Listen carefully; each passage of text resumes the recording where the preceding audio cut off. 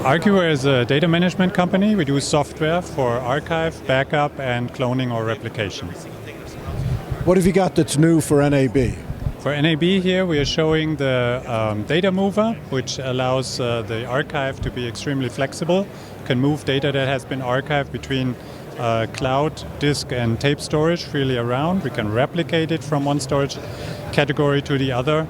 And this allows, of course, for adjusting later policies, changing in price points, or whatever optimization you would like to have.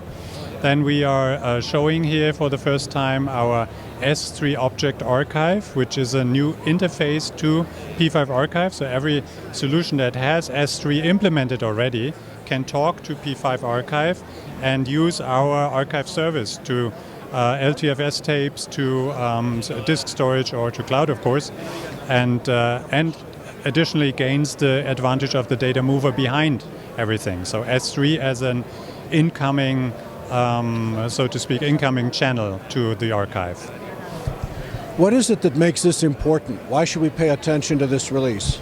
This opens extremely flexible options for integration. So we have lots of integration partners already, but there are more solutions that have S3 implemented already, and they can use, for instance, LTFS or LTO as a medium now, basically out of the box that they have already.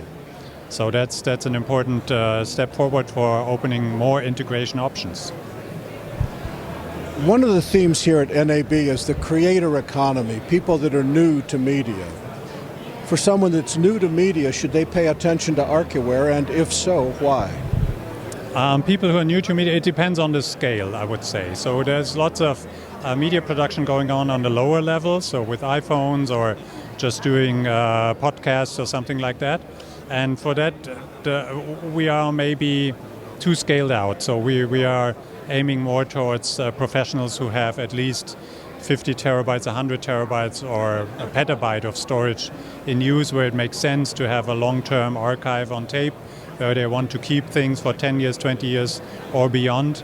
And that's our focus. So the small production probably is below our scale of customers usually. One of the challenges in developing both hardware and software is keeping track of trends. Where's the future going? What are some of the trends that you're watching? What should we pay attention to?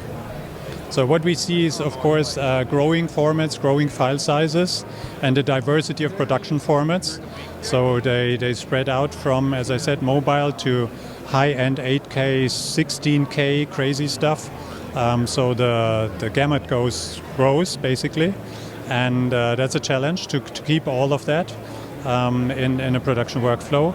And of course the storage grows, the storage requirements grows, they need more transparency, they need offload capacity to long-term archive, to have affordable storage. That's why we see an uptake in LTO tape storage actually. We see more new installations, people who have never used tape before come to LTO tape because it's the most affordable, extremely secure professional storage medium. And they want to keep their stuff, they want to keep it also secure from any malware threats, cyber secure, and so on. So that's what we see, and that's important for us because we drive tape libraries and LTO drives. For someone that does not know Archiware and know your products, what is the most important points you want them to remember? Okay, though we scale extremely long, so from a desktop installation basically to a data center, we have an extremely simple to install and use software.